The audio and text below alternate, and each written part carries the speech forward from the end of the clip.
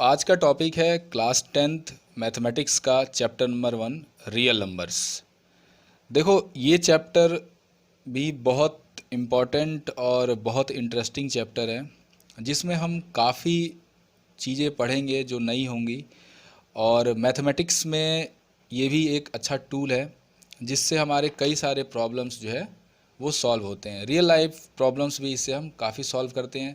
इसमें हम कुछ चीज़ें ऐसे पढ़ेंगे जो हमने अर्लियर क्लासेस में भी पढ़ा है, उन ट्रिक्स को यहाँ पर यूज़ भी करेंगे इस चैप्टर में। और इस चैप्टर में काफ़ी ऐसी चीज़ें होंगी जो थोड़ा थिंकिंग स्किल्स पे भी डिपेंड करता है।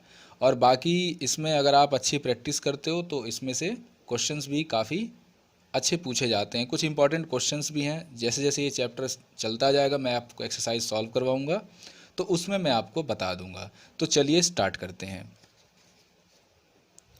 तो सबसे पहला जो टॉपिक है इस चैप्टर में, जो सबसे पहला टॉपिक है, बहुत ही इम्पॉर्टेंट टॉपिक है, उसका नाम है यूक्लिड्स डिवीज़न लेमा। देखो बेसिकली जो यूक्लिड्स हैं ये जो है इन्होंने काफ़ी जो है मैथमेटिक्स में और मैथमेटिक्स के ऊपर काम भी किया है। एक्चुअली यूक्लिड जो हैं वो ग्रीक मैथमेटिशियन है और इनका जो है जो फोकस जो मतलब इनको जाना जाता है, उनको जाना जाता है ज्योमेट्री के, मतलब इन्होंने ज्योमेट्री में काफ़ी अच्छी स्टडी करी थी, ठीक है। और इन्होंने जो है एक यहाँ पर थ्योरम बताई, ठीक है, जिसको हम डिवीज़न थ्योरम भी कह सकते हैं, मतलब जिससे डिवीज़न करके हम नंबर्स को जो है सिंप्लीफाई करते हैं, ठीक है। तो अब इस प्रोसेस में एक थ्योरम है और एक छोटा सा एल्गोरिदम है जिसको हम स्टार्ट करते हैं। तो जो इसमें थ्योरम है यूक्लिड डिवीज़न लेमा, इस थ्योरम को हम स्टार्ट करते हैं और बीच बीच में मैं आपको बताते चलूँगा। तो देखो यूक्लिड डिवीज़न लेमा, इसमें क्या होता है, देखो बेसिकली जब क्वेश्चंस करोगे तब आपको ज़्यादा समझ में आएगा। अभी मैं आपको बताता हूँ। जैसे इनके हिसाब से हम देखो, हमारे पास मान लो कि दो पॉजिटिव इंटीजर दिया हो, गिवन मान लो पॉजिटिव इंटीजर्स हैं, वो हमारे ए और बी है, ठीक है। और इसके बाद देयर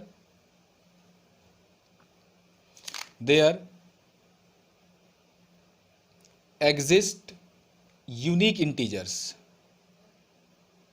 क्यू एंड आर। तो यहाँ पे स्मॉल क्यू एंड आर, इसमें क्या है, ये थ्योरम हमें ये बताता है। देखो यहाँ पे जो सबसे इम्पॉर्टेंट चीज़ है वो यही वाली है। ये बहुत बेसिक सी चीज़ है, इसको मैं आपको बता दूंगा क्वेश्चंस के साथ। थ्योरम याद करने की ज़रूरत नहीं है, थ्योरम नहीं पूछी जाती इतनी, ठीक है। यहाँ पर हमारे पास गिवन पॉजिटिव इंटीजर्स होंगे जो ए और बी हैं, और साथ ही हमारे पास कुछ यूनिक इंटीजर्स होंगे यहाँ पे, ठीक है, कुछ यूनिक नंबर्स होंगे, इंटीजर्स होंगे, वो भी हमारे पास पढ़ रहे हैं क्यू एंड आर, ठीक है ना। A and b there exist unique integers, ठीक है, यूनिक इंटीजर्स या इंटीजर्स लिखना है। क्यू एंड आर सेटिस्फाइंग, ये जो रिलेशन है ए बराबर बी क्यू प्लस आर, इसको सेटिस्फाई करना चाहिए। और जो आर है, देखो आर का मतलब यहाँ पे रिमाइंडर होगा, और जो रिमाइंडर है वो बी से छोटा होना चाहिए और ज़ीरो के बराबर या ज़ीरो से बड़ा होना चाहिए। ये भी जो है आपको ध्यान में रखना है, ठीक है। तो ये यूक्लिड का जो है एक थ्योरम है। बेसिकली इसको आप देखो एक एल्गोरिदम से जान लो, यूक्लिड का जो डिवीज़न एल्गोरिदम है उसमें ये काम आएगा। थ्योरम के ऊपर इतना ज़रूरी नहीं है, मुझे नहीं लगता कि इतना थ्योरम जो है इम्पॉर्टेंट है, बट जो इसका कॉन्सेप्ट है वो ज़्यादा इंपॉर्टेंट है। तो मैं आपको बताता हूँ इसका एल्गोरिदम। इसके एल्गोरिदम का मतलब होता है कि हम किसी क्वेश्चंस को या मतलब किसी क्वेश्चन या कोई तरीका है वो कैसे अप्लाई हो रहा है वहाँ पे, या उस क्वेश्चन पे जो भी थ्योरम दी गई है वो कैसे अप्लाई हो रहा है। सबसे पहले यूक्लिड जो है वो क्या बोलते हैं, इनका थ्योरम कैसे अप्लाइड होता है, मैं यहाँ लिख देता हूँ जब हम क्वेश्चन करेंगे। तो देखो यहाँ पर जो है यूक्लिड के जो नियम है, ठीक है, उसके हिसाब से हमने ये एल्गोरिदम यहाँ पे देखा कि सबसे पहले आपको इसका डिवीज़न लेमा अप्लाई करना है। देखो इसका डिवीज़न लेमा हम जब तक अप्लाई करते हैं जब तक वहाँ पे ज़ीरो नहीं आ जाता, ठीक है, तब तक कोशिश करते हैं। तो ज़ीरो जो है लाना हमारा टारगेट बन जाता है। तो जब हम अप्लाई करते हैं यूक्लिड्स के डिवीज़न का मतलब होता है आपको डिवाइड करते रहना जब तक कि उसका रिमाइंडर ज़ीरो नहीं आ जाता, ठीक है। जिसमें जो है हम अप्लाई कर रहे हैं, जिसमें सी और डी है, इसमें क्या है हमें होल नंबर जो है मिल जाएंगे क्यू और आर, और जब ये होल नंबर मिल जाएंगे तो हम सी को लिखेंगे डी क्यू प्लस आर। ये वही है जो मैंने यहाँ लिखा, सी बराबर बी क्यू प्लस आर, ठीक है। यहाँ सी है, ए की जगह यहाँ पर सी लिखा हुआ बस, और कुछ नहीं है। और ये क्या है, ये आपका रिमाइंडर हो जाएगा, ठीक है। और ये जो डी है, डी को जो है हम यहाँ पर बी की जगह रिप्लेस कर देंगे, और क्यू की जगह क्यू तो है ही। और जो रिमाइंडर है हमारा, रिमाइंडर की जो वैल्यू है वो हमेशा जो है वो डी से छोटी और आर से मतलब बड़ा और ज़ीरो के बराबर होगा, ठीक है। और ये कंटिन्यू प्रोसेस हम चलाते रहेंगे। स्टेप नंबर 2 लिख देता हूँ मैं यहाँ पे।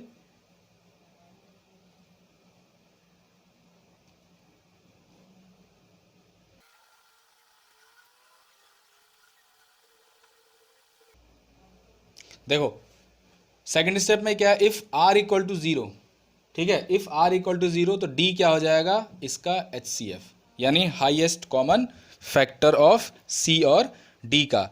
इसमें अगर आर आपको रिमाइंडर ज़ीरो मिल गया तो जो यहाँ पर डी होगा, ये भी मैं आपको दिखाऊंगा क्वेश्चंस करके, जो डी होगा वो क्या होगा, HCF होगा सी और डी का, जिसमें सी एंड डी में से जो डी है वो HCF कहलाएगा, ठीक है। और आर जो है वो ज़ीरो के बराबर नहीं होता तो हम अभी इस पर यूक्लिड डिवीज़न लेमा लगाते रहेंगे, ठीक है। ये स्टेप जो है हमें फॉलो करते रहना होगा, ठीक है। और तीसरा स्टेप है इसका,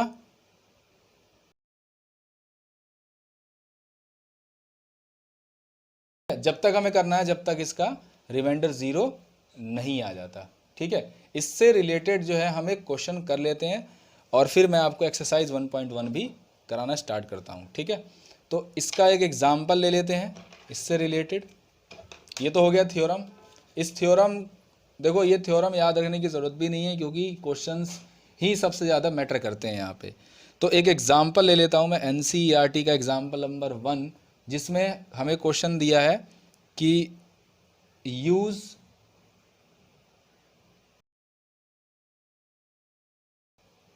फोर ज़ीरो 52 एंड 12576। क्वेश्चन ये है कि use Euclid algorithm to find the HCF of these two numbers. अब देखो यहाँ पर आपको सबसे पहले ये देखना है कि दोनों में से नंबर बड़ा कौन सा है, ठीक है। सॉल्यूशन स्टार्ट करते हैं इसका।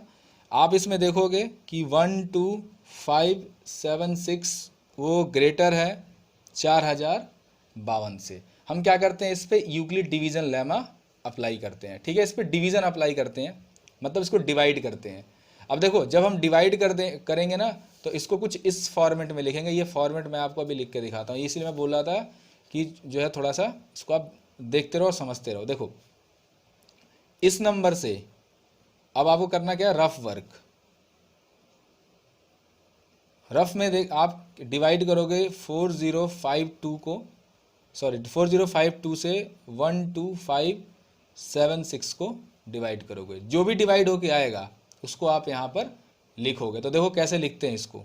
स्टेप में 12576 इक्वल टू, ये आपने छोटी क्लास में भी पढ़ा हुआ है, इक्वल टू 4052। अब देखो इससे आप डिवाइड कर रहे हो, ठीक है।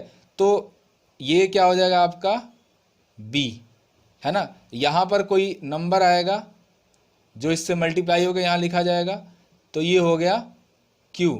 और यहाँ पर फिर बाद में जो नीचे बच जाएगा वो हो जाएगा रिमाइंडर, और ये क्या हो जाएगा a। ये आपको ध्यान रखना है, ठीक है।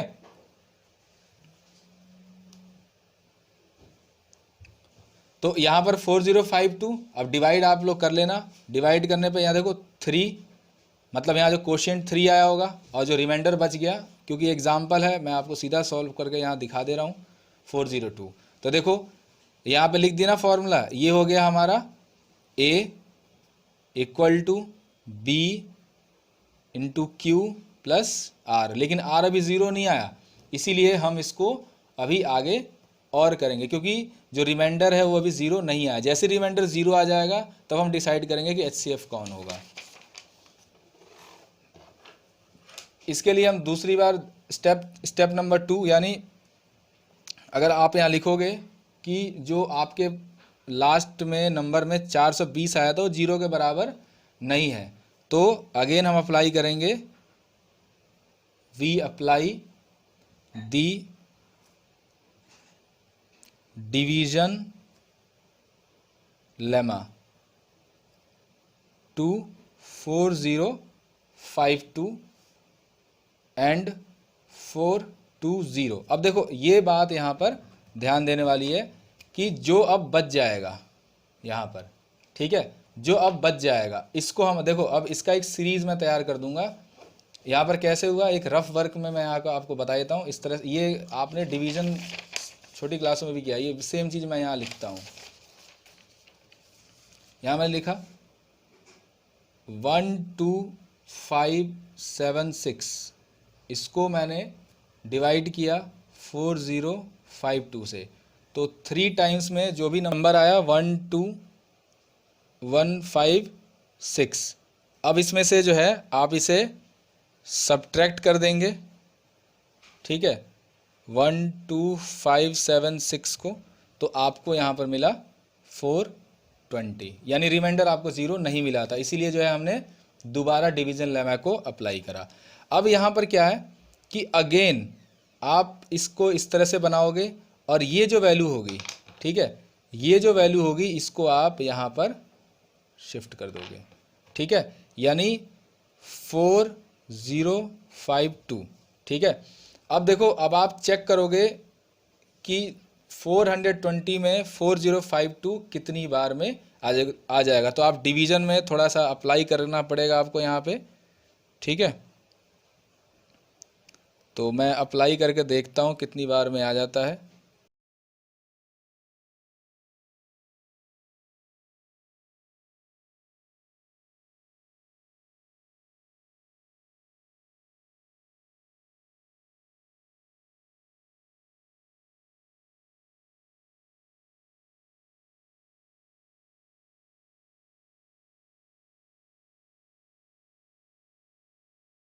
के टेबल में आपको देखना होगा कि ये कितनी बार में आता है, एक बार चेक करना पड़ेगा।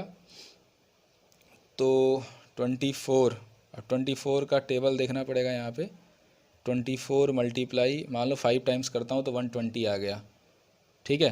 तो ये यहाँ मैं जगह नहीं है इसलिए थोड़ा छोटा लिखना पड़ रहा है, 120। अब यहाँ बचा 4, ठीक है ना। अगेन ये 24 यहाँ पर आ गया और 24 6 के टेबल में आ जाता है, 4 6 जा 24। देखो अब यहाँ पर रिमाइंडर 0 आ गया। तो देखो कितनी बार आपको डिवीज़न करना पड़ा, यही है डिवीज़न लेमा। यहाँ देखो ये तरीका, ये जो है छोटी क्लासेस में आपने सीखा था, ये यही तरीका आपको हर जगह अप्लाई करना है यहाँ पर, ठीक है। तो इन्हीं स्टेप्स को आपको यहाँ पर बार बार लिखना है, वही स्टेप्स मैं आपको यहाँ पे लिख के दिखा देता हूँ, ठीक है। इन स्टेप्स को आपको रिपीट करते रहना है अनटिल जब तक कि वो 0 नहीं आ जाता। ए बराबर BQ प्लस R, फिर से नहीं हुआ तो ये यहाँ पर आया, फिर ये लिखा गया, ये यहाँ पर आया, ये यहाँ पर पहुँच गया, ये यहाँ पर पहुँच गया, ये यहाँ पर पहुँच गया। आपको ऐसे डिवीज़न ऐसे आप कर लेना और बाद में आप इस स्टेप्स को यहाँ पर ऐसे लिख देना। ये तरीका है सबसे बेस्ट जिसमें आप क्वेश्चंस को बहुत आसानी से कर सकते हो, ठीक है। तो जब रिमाइंडर 0 हो जाएगा तब हम इसमें अब HCF को डिसाइड करेंगे। दी HCF ऑफ 12576 एंड 4052 इज़ 4।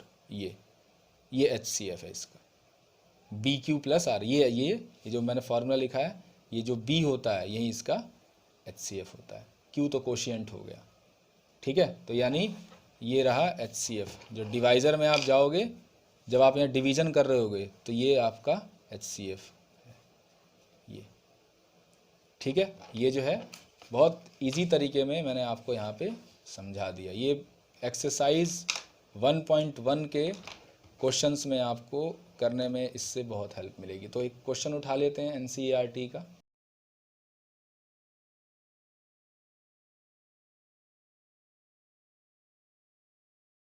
कौन सा बड़ा है, तो 225 जो है वो 135 से बड़ा है।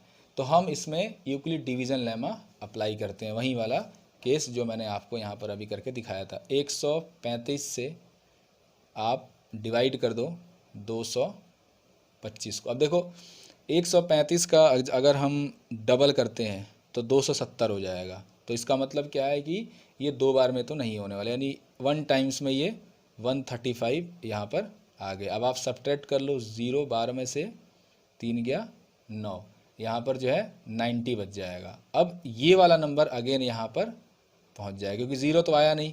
तो जब हमने इसको डिवाइड किया तो यहाँ लिखेंगे 225 बराबर 135 इंटू 1 प्लस 90। देखो ये इसका मतलब होता है कि जब हम इसको सॉल्व करेंगे पूरा तो ये वैल्यू आनी चाहिए, ठीक है। यानी ये हो गया a बराबर b q प्लस r। इस पैटर्न में आपको लिखते जाना है। अब ये जो 135 है ये फिर से यहाँ पर पहुँच जाएगा और 90 के टेबल में देखो 90 को 2 बार मल्टीप्लाई करने पे 180 आ जाएगा। तो इसलिए हम इसको 1 टाइम्स में ही करेंगे। अब देखो 4 यहाँ पर आ गया, ठीक है, 45 बच गया घटाने पे, अभी भी 0 नहीं आया। तो फर्स्ट स्टेप में हो गया ये। सेकंड स्टेप में यहाँ पर अभी भी नहीं आया तो क्या लिखेंगे 135 इक्वल टू 90 इंटू 1 प्लस 45। अभी 0 नहीं आया। दोबारा से हम यहाँ पे डिवाइड करेंगे, इस 90 को यहाँ पर लेकर आ जाओ, ठीक है। तो 45 के टेबल में 2 बार में 90 आ जाता और यहाँ पे 0 आ गया, यानी 90 इक्वल टू 45 इंटू 2 प्लस 0। तो ये आपका यहाँ पर अगेन HCF है, यानी जहाँ पर रिमाइंडर 0 आ जाता है तो जिससे आप डिवाइड कर रहे थे वहीं आपका HCF कहलाएगा, ठीक है। तो यहाँ पर जो HCF होगा इन दोनों का, यहाँ लिख लोगे कि द, बहुत ही इजी क्वेश्चंस होते हैं, आराम से आप इन्हें सॉल्व कर सकते हो। तो आगे जो 3 क्वेश्चन है इसको भी जो है आप सॉल्व कर लोगे, ठीक है। बिल्कुल इसी पैटर्न से सॉल्व करना, आराम से सॉल्व हो जाता है। चलते हैं क्वेश्चन नंबर 2 पे। क्वेश्चन नंबर 2 क्या बोलता है बताता हूँ। ये भी देखो, अब क्वेश्चन नंबर 2 भी काफ़ी इम्पॉर्टेंट है। देखो क्वेश्चन नंबर 2 इसमें बोल रहा है कि शो दैट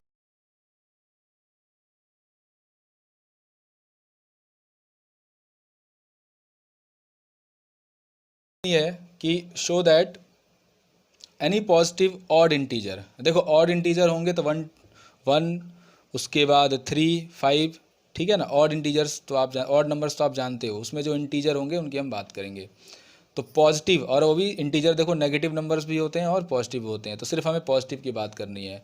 तो any positive odd integer is of the form of, देखो ये फॉर्म लेकर आनी है आपको 6q + 1 और 6q + 3 और 6q + 5, जिसमें q भी क्या है, एक इंटीजर है, ठीक है, वो भी एक इंटीजर हो सकता है। देखो क्वेश्चन कैसे करेंगे, लिखेंगे लेट, क्योंकि a तो हमें नहीं पता था तो a को एज्यूम करना पड़ेगा, और b की वैल्यू तो पता ही रहा, क्वेश्चन में दे रखा है सारे, सब b की जगह सब जगह 6 है, ठीक है। r की वैल्यू देखो चेंज हो रही है, 1 है 3 है 5 है ना। और हमें यहाँ पर ये चीज़ शो करना है। तो जब ये ऑड है तो इसमें कुछ इवन इंटीजर्स भी होंगे, अगर 1 है तो इसके बीच में 2 भी होगा, 3 है तो 4 भी होगा, 5 है तो 6 भी हो सकता है, ठीक है। कुछ इस तरह से इंटीजर 6 नहीं होगा क्योंकि यहीं तक लास्ट दे रहा है, 6 नहीं होगा, 6 से कम तक सारे होंगे यहाँ पर, वो भी पॉजिटिव होने चाहिए, नेगेटिव तो यानी यहाँ 0 इंक्लूड हो जाएगा। देखो बताता हूँ, लेट कर लेते हैं a, let a b any positive integer. हमने मान लिया कि एक जो है एक पॉजिटिव इंटीजर है, ए कोई नंबर है जो कि पॉजिटिव है, एंड बी की वैल्यू तो यहाँ दी हुई है, बी बराबर 6, बी की वैल्यू तो हमें यहाँ दिया हुआ है, क्वेश्चन में ही दे रखा है, ठीक है। अब यूक्लिड का एल्गोरिदम हम यहाँ पर अप्लाई करते हैं। देन बाय यूक्लिड्स एल्गोरिदम, ठीक है। यूक्लिड्स के एल्गोरिदम से, ये है यूक्लिड का एल्गोरिदम, ए बराबर 6q + r, मैंने देखो आपको यहाँ पहले बताया था। उसके बाद जिसमें फॉर, इसमें अब इंटीजर्स निकाल लेंगे हम, फॉर सम इंटीजर। अब देखो जो इंटीजर होगा, क्योंकि क्यू है, जो क्यू की वैल्यू है वो कैसे डिसाइड होगी, तो जो क्यू की वैल्यू है वो ग्रेटर देन और इक्वल टू ज़ीरो होगी, ठीक है ना। क्योंकि क्यू की वैल्यू देखो यहाँ पे 1 2 3 जो आर है, आर से हमें क्यू के बारे में आइडिया लग जाता है। अब देखो, अब यहाँ पे देखते हैं कि क्यू जो है वो जीरो से बड़ी होगा। देखो एक बार पैटर्न क्वेश्चन का एक बार आप समझ लोगे तो फिर सारे क्वेश्चन ऐसे ही होने, इस तरह के क्वेश्चन आएगा वो तो ऐसे ही सॉल्व होगा, ठीक है। एंड जो आर की वैल्यू होगी वो स्टार्ट होगी 0 1 2 3 और 4 और 5, क्योंकि लास्ट में 5 तक दे रखा है, और पॉजिटिव है तो इसका मतलब 0 तो तक तो पॉजिटिव तो है ही, 0 से उस बाद में अगर आप पीछे जाते हो तो नेगेटिव वैल्यू आ जाती है। अब जो आर है, ये आर यहाँ पर आप ब्रैकेट में लिख सकते हो 0, यानी आर की वैल्यू जो है वो 6 से कम रहेगी, ये हमें बता रखा है, ठीक है। अब इनको लिखना स्टार्ट करते हैं। देखो कैसे, सबसे पहले वैल्यूज़ को पुट करेंगे फिर लिखेंगे। तो सबसे पहले लिखते हैं देयरफॉर।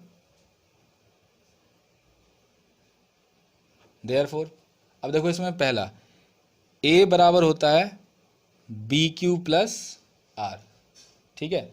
ए बराबर होता है बी क्यू प्लस आर, लेकिन जब आप यहाँ पे देखोगे ए बी सी इन सब की वैल्यू अभी हमें नहीं पता, ए की तो बिल्कुल नहीं पता, तो ए बी की जगह 6।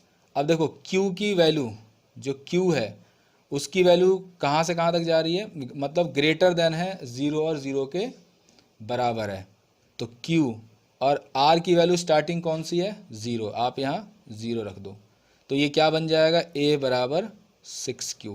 पहला तो तैयार हो गया, ठीक है, पहला हमें मिल गया A बराबर 6Q। और अगर दूसरी बार निकालें, फर्स्ट हो गया ये, दूसरा A बराबर बी क्यू प्लस आर, तो यहाँ पर A इक्वल टू बी की वैल्यू 6, Q और R की वैल्यू इस बार 1, तो एक मिल गया A बराबर 6Q और एक बराबर मिल गया A बराबर 6Q प्लस 1, ठीक है। A बराबर 6Q और एक A बराबर 6Q प्लस 1। ऐसे ही तीसरा निकाल लेंगे, A बराबर 6Q प्लस 2, A बराबर 6Q प्लस 3, A बराबर 6Q प्लस 4, A बराबर 6Q प्लस 5 तक निकालना था। तो देखो हमें यहाँ पर नंबर्स मिल गए। अब देखो, अब इसके बाद इसको और सॉल्व करना होगा, क्योंकि हमें इसको एक फॉर्म में और फिर इसको शो करना है कि जो भी इंटीजर्स हमारे पास यहाँ पर हैं वो 2 से डिवाइड नहीं होंगे, ठीक है। तभी ये सिद्ध हो पाएगा कि ये जो है वो ऑड है। अगर 2 से डिवाइड हो गए तो ये ऑड नहीं होंगे, ठीक है। तो हम जितने भी इसमें ऑड वाले होंगे उन सबको चेक कर लेते हैं। तो लिखेंगे also 6Q plus 1।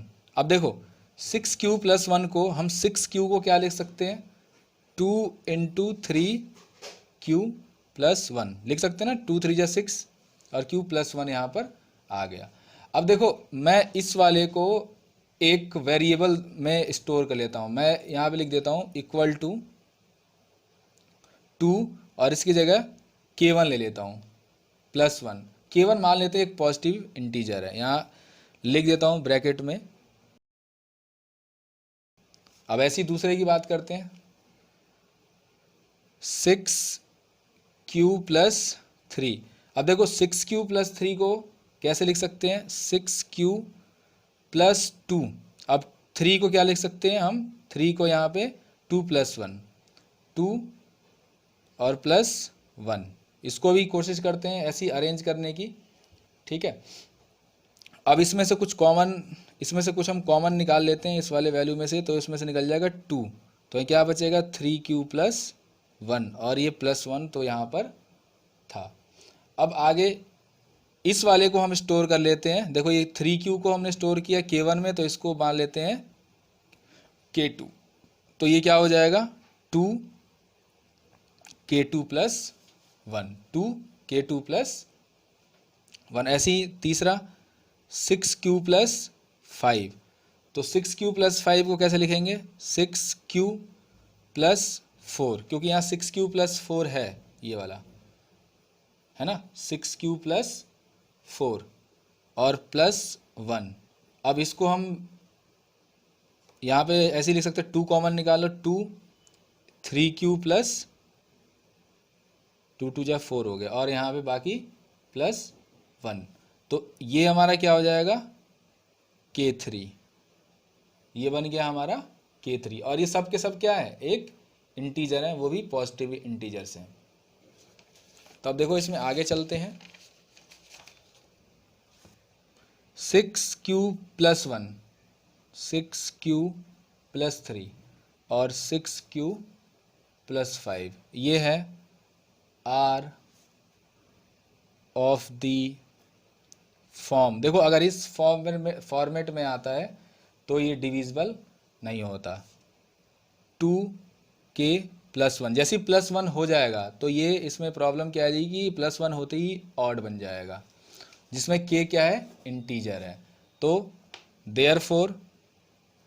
Therefore 6q plus 1, 6q plus 3 और 6q प्लस 5 ये डिविजिबल नहीं है, are not exactly divisible by 2। यहाँ पर ये देखो, ये पूरी चीज़ आपको लिखनी पड़ेगी क्योंकि 3 नंबर का आता है, तो बेसिक जो है मैथ्स होती है उसमें ये पूछा जाता है। अब नेक्स्ट इसमें एक लाइन और लिख दो, हेंस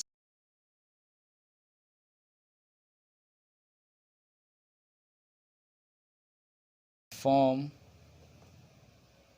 6q प्लस 1, वही स्टेटमेंट जो पूछा 6q प्लस 3 और 6q प्लस 5, ये हो गया क्वेश्चन पूरा सॉल्व। इसे देख लो।